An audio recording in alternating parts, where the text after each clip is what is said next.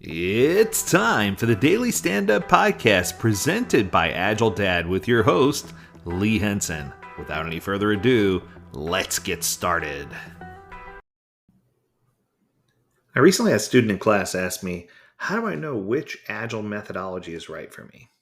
And I thought to myself, and my answer to them was quite surprising. I said, no Agile methodology is perfect for you. And they looked at me puzzled, but give me a chance to explain. I think you'll see where I'm going with this.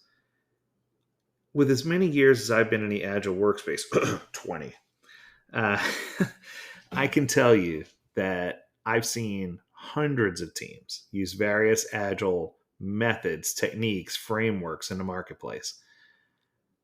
I fully also understand that there's no one size fits all function for any team. Each and every team is unique. Every project is unique.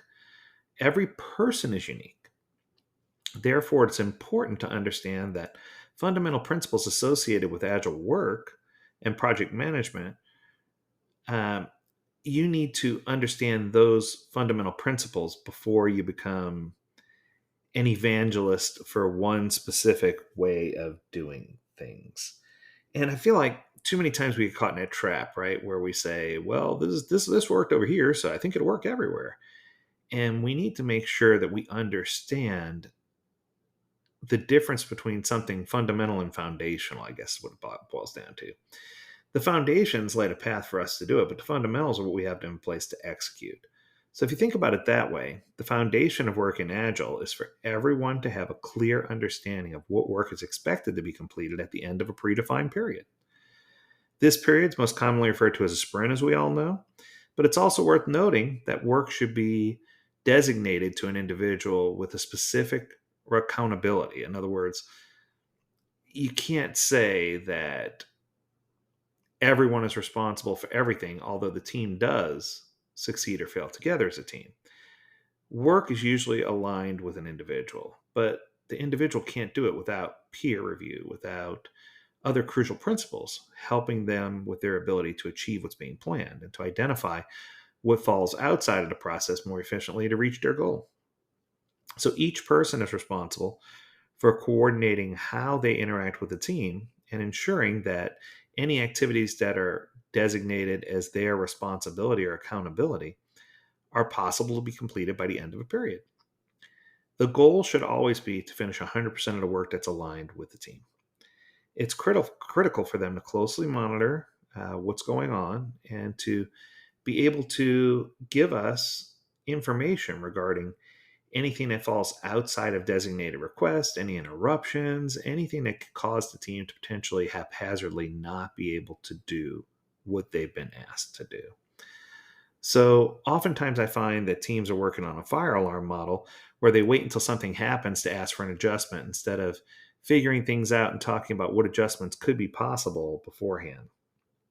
So, some questions that you might want to consider: what work needs to be executed, and who is going to be accountable for executing each part of that work to make sure we have coverage and to make sure that we have the right people on the job? What is the clear deadline for completion? How much of the work has been completed up until that point, and with which cone of uncertainty do we have that the remaining work will or will not be completed?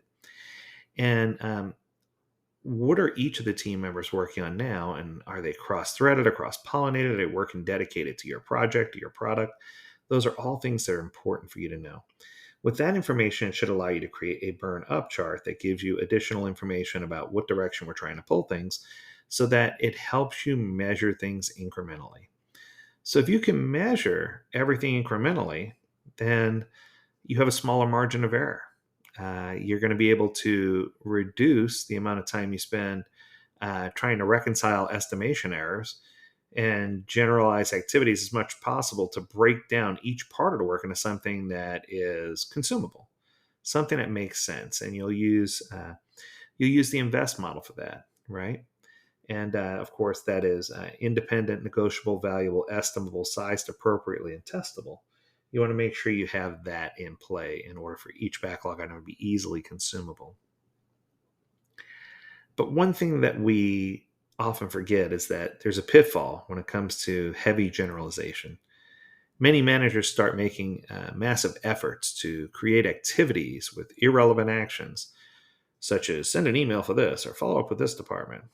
When this starts happening, their management model is typically on the verge of failing. This occurs because time allocated to manage simple activities becomes greater than the actual execution of the activity itself. At this point, any good manager understands that actually working and getting something done is more important than trying to organize the work. But sometimes it is important for us to understand that matter unorganized is not good. What do I mean by that?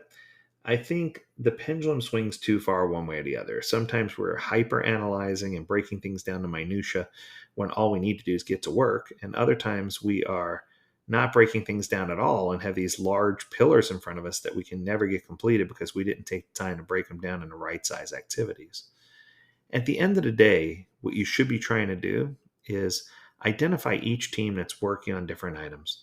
Look at the scope of the project or the scope of the product that they're working on. Help them understand what's critical for success and what things might not be critical for success. And measure the team's efficiency on outcome, on their ability to deliver projects that make sense, and their ability to deliver things with minimal debt, if any. And if you keep those things in mind, you don't have to worry so much about which methodology is the right one. You can just go on experiencing outcome or impact driven development that's done with using as little output as possible. So if you find your way to focus and really harness in customer centricity and design thinking principles and really focus in on being lean and eliminating waste and going through persona identification and building feature behavioral driven design, you are going to end up building outcomes that wow everyone instead of outputs that are not impressive. All right, that's going to do it. I hope you enjoyed this episode. If you have a question, comment, or concern, feel free to reach out to us. Learn more at agiledad.com. We'd love to hear from you. As always, we encourage you to stay healthy, stay well, and stay agile, my friends. Until next time, do take care.